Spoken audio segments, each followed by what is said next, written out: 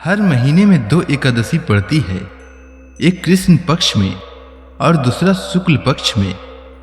कार्तिक मास के शुक्ल पक्ष में पड़ने वाली एकादशी को देव उठनी एकादशी के नाम से जाना जाता है। इसे देवोत्थान एकादशी भी कहा जाता है। सभी एकादशियों के व्रत में देव उठनी एकादशी का विशेष महत्व है, क्योंकि चतुर्मास में भगवान विष्णु योग निद्रा में चले जाते हैं और चतुर्मास देव उठनी एकादशी के दिन समाप्त होता है। देव उठनी एकादशी पर माता तुलसी और भगवान शालिग्राम के विवाह का विधान है। इसके बाद से चतुर्मास से रुके हुए विवाह आदि मांगलिक कार्यक्रमों की शुरुआत हो जाती है। तो आज के इस वीडियो में मैं आपको एकादशी कब से कब तक रहने वाला है, आपको एकादशी व्रत किस दिन रखना चाहिए, इन सब चीजों के बारे में बताने वाला हूं। साथ ही एकादशी के दिन क्या करना चाहिए और एकादशी के दिन क्या नहीं करना चाहिए, इसके बारे में भी बताने वाला हूं। तो जल्दी से कमेंट सेक्शन में भक्ति भाव के साथ भगवान विष्णु की जय अवश्य लिखें। तो सबसे पहले जानते हैं एकादशी की तिथि के बारे में। तो एकादशी तिथि का प्रारंभ 14 नवंबर को सुबह 5:51 पर होगा और एकादशी तिथि की समाप्ति 15 नवंबर को सुबह 6:42 पर होगा। अब मैं आपको सूर्योदय और सूर्यास्त का समय बता देता हूं। तो 14 नवंबर को वाराणसी में सूर्योदय का समय सुबह 6:14 रहेगा और सूर्यास्त का समय शाम 5:10 रहेगा।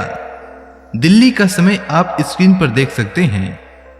15 नवंबर को वाराणसी में सूर्योदय का समय सुबह 6:14 रहेगा और सूर्यास्त का समय शाम 5:10 रहेगा। अब अगर आप एकादशी तिथि का समय देखेंगे तो आपको लगेगा कि एकादशी व्रत दोनों दिन रखा जा सकता है, क्योंकि एकादशी दोनों दिन है। पर वैष्णवों को चाहिए कि द्वादशी के साथ मिली हुई योग्य एकादशी के दिन व्रत रखें। इसीलिए 15 नवंबर को व्रत रखना सबसे उत्तम रहेगा। पर जो लोग 14 को रखना चाहते हैं तो वे रख सकते हैं, पर उन्हें पारण के समय को लेकर अधिक ध्यान देने की आवश्यकता है, क्योंकि अगर आप 14 को व्रत रखकर सुबह सुबह 15 को व्रत का पारण करने की सोच रहे हों तो ऐसा बिल्कुल न करें, क्योंकि आप जिस समय व्रत का पारण कर रहे होंगे उस समय हरिवासर का समय रहेगा और हरिवासर में एकादशी व्रत का पारण वर्जित है। तो आइए मैं आपको व्रत पारण का समय बता देता हूं। तो सबसे पहले जो लोग 14 नवंबर को व्रत रखना चाहते हैं, मैं उनके लिए व्रत पारण का समय बता देता हूं। तो जो लोग 14 तारीख को व्रत रखेंगे वो लोग 15 नवंबर को दोपहर 1:10 से दोपहर 3:19 तक व्रत का पालन करेंगे, क्योंकि 15 नवंबर को हरिवासर का समय दोपहर 1 बजे समाप्त हो रहा है।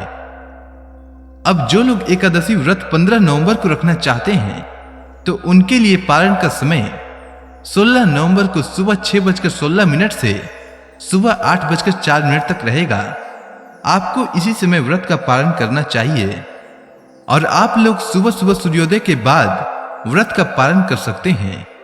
पर ध्यान रहे कि व्रत का पारण सुबह 8:04 से पहले कर लेना है, क्योंकि एकादशी व्रत का पारण द्वादशी तिथि के भीतर और हरिवासर के बाद किया जाता है।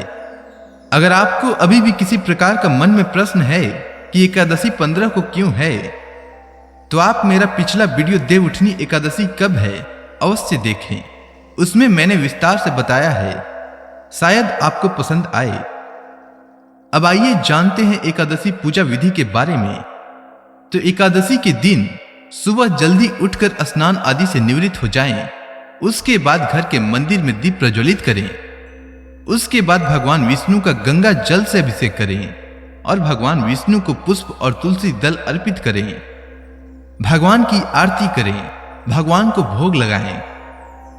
इस बात का विशेष ध्यान रखें कि भगवान को सिर्फ सात्विक चीजों का भोग लगाया जाता है और भगवान विष्णु के भोग में तुलसी जरूर शामिल करें।